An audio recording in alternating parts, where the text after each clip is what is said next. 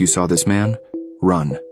During the late 1800s in Boogieville, Connecticut, there was a guy named Harry Mann who owned a small motel that resided on an island 1 mile off the mainland.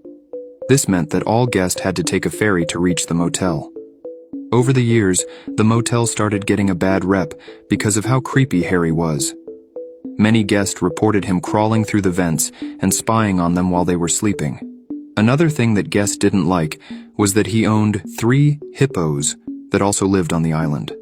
In the year 1978, Harry started getting secretly investigated by the authorities after many guests of his started disappearing.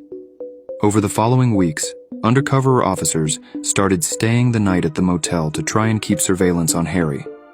But one night, an undercover officer named Reed Enright got a knock on his door, and when he answered, it was Harry, and he told Reed, "There is something I must show you," and he walked him over to where he kept the hippos. Harry then asked, "Do you want to feed the hippos?" And Reed agreed.